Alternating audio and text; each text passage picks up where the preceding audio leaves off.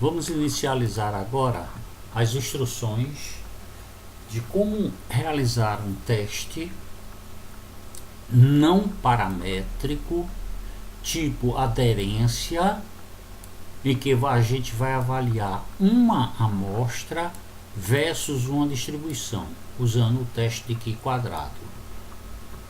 Para isso, inicialmente, abra o programa SysEAPRO. Para abrir o programa SysEAPRO, busque no desktop do seu computador o ícone do programa. Ao encontrá-lo, dê um duplo clique nele para abrir. Se o ícone não tiver no desktop do seu computador, busque o diretório C, a pasta SysEAPRO, e dentro da pasta SysEAPRO tem-se o arquivo syseapro.exec. Dê um duplo clique nele para abrir. Com o programa aberto, verifica-se que na parte superior encontra-se o menu suspenso do programa. Aqui dentro existem vários itens e em cada um desses itens várias rotinas de cálculo do SysEAPRO.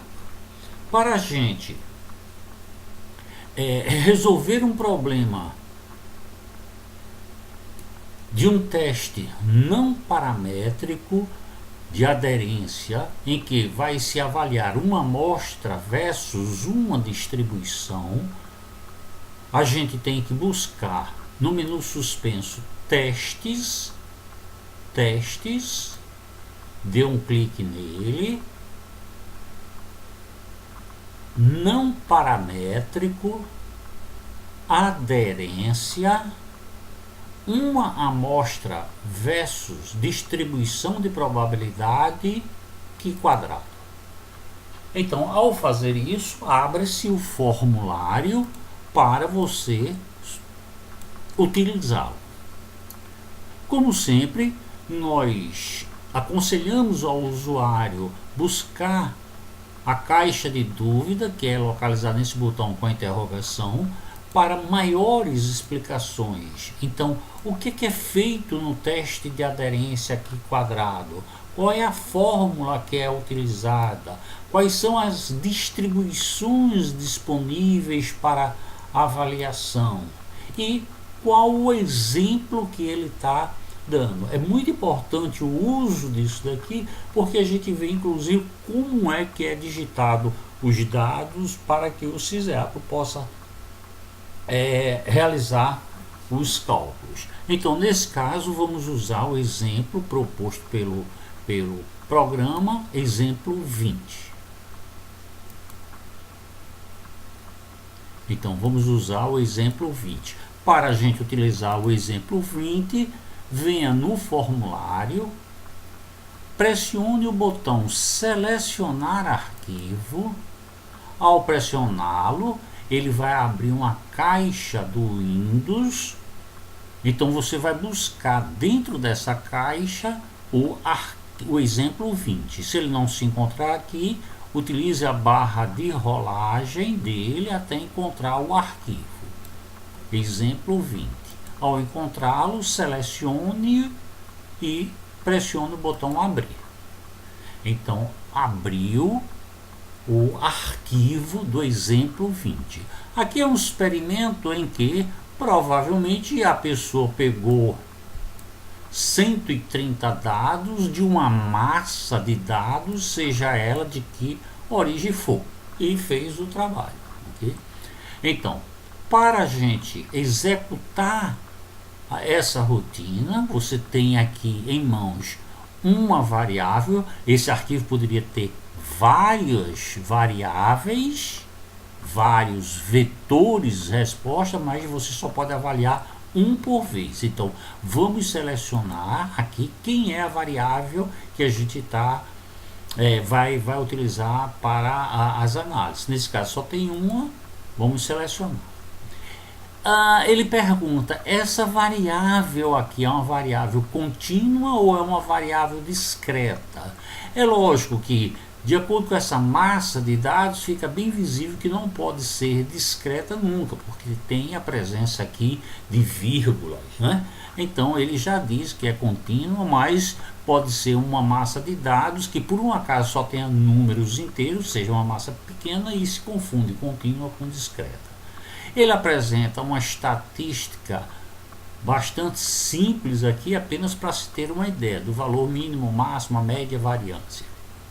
Bem, a segunda parte desse problema é esse cálculo. Ele é feito com base em uma tabela de frequência de classe, e depois ele compara os dados dessa tabela de frequência com os dados teóricos da frequência a ser utilizada para a comparação. Então, nesse processo, ele pergunta: vamos estabelecer o número de classe de acordo com que formulação? Com essa ou com N outras que você pode escolher aí a seu prazer, ok? Então, vamos deixar essa, sim. Ele está dizendo aqui os parâmetros que vai ser utilizado para a formulação dessa tabela de frequência, e vamos utilizar a precisão de casas decimais em 4 mesmo, mas se você quiser alterar, você pode vir aqui e alterar o número de casas decimais para seus cálculos. Mostrar a tabela aí, figura.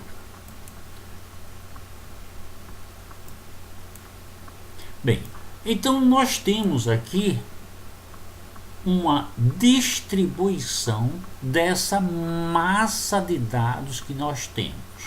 Aí a pergunta vem: você quer comparar essa massa de dados, essa distribuição, com que distribuição teórica aqui disponível? Para esse exemplo, ele quer fazer uma comparação para saber se essa amostra tem uma distribuição normal com média 1 e variância 5.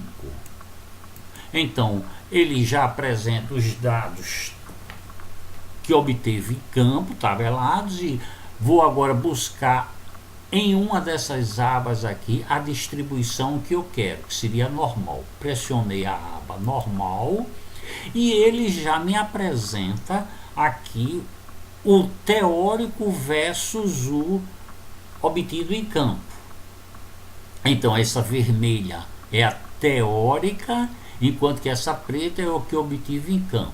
E ele já fez um cálculo dizendo: essa distribuição tem uma média de 0,88 e uma variância tal. Não, mas eu quero saber, essa massa de dados tem essa distribuição, é uma distribuição normal com média 1 e variância 5, então eu venho aqui e vou alterar. Eu vou escrever 1 e 5.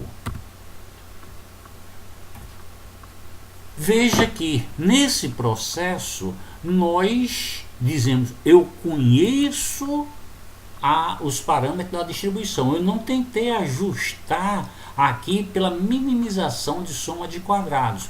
Você veja o seguinte: se eu modificar aqui, eu vou botar vírgula 1. Se eu modificar aqui, eu estou alterando os valores da soma de quadrado, ó, para menos, para menos, para menos. Então muitas vezes eu tento buscar aqui para fazer uma comparação da minha massa de dados que eu obtive em campo vezes a teórica. Mas para esse nosso caso não, eu quero testar se ele tem essa distribuição normal com os parâmetros 1 e 5 e é conhecido. E isso é muito importante eu trabalhar corretamente aqui, porque isso daqui vai interferir no grau de liberdade da estatística de Q quadrado que nós vamos apresentar agora.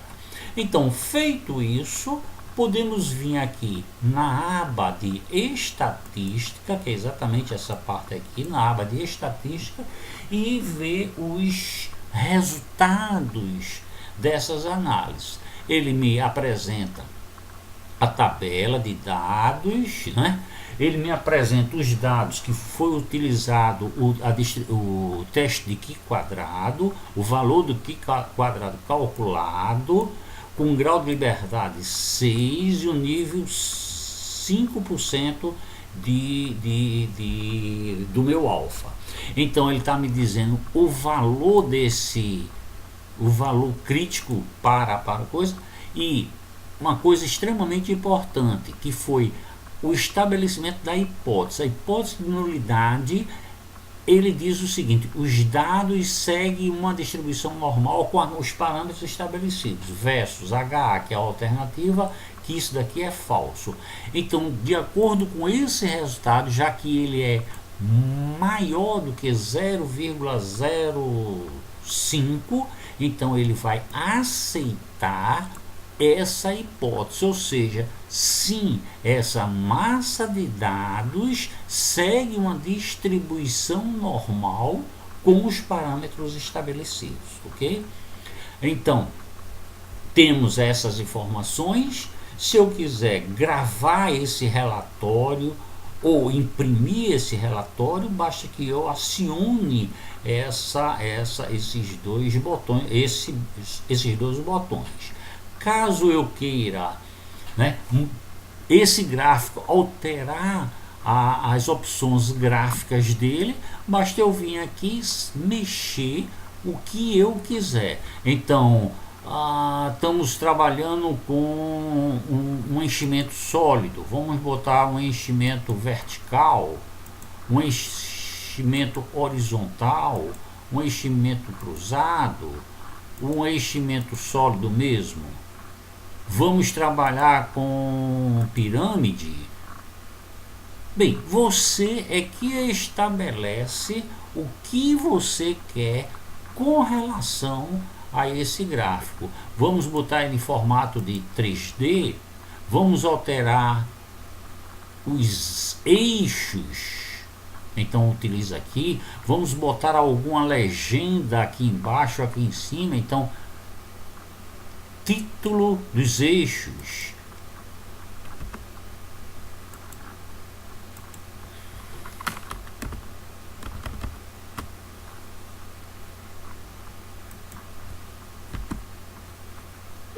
Bem, o que você quiser aqui, você tem o direito de fazer, né? Alterar esse gradiente, botar ele um pouquinho verde e botar ele central. Bem, a partir do momento que você tem um gráfico que lhe satisfaz, você pode gravar essa figura, que ele vai gravar em formato BMP ou JPEG ou WMF, ou imprimir essa figura, que ele vai mandar diretamente para uma impressora. Bem, nós esperamos que esse vídeo tenha minimizado as dúvidas que vocês poderiam ter com relação a como operar esse formulário. E agradecemos a oportunidade e esperamos nos encontrar no próximo vídeo.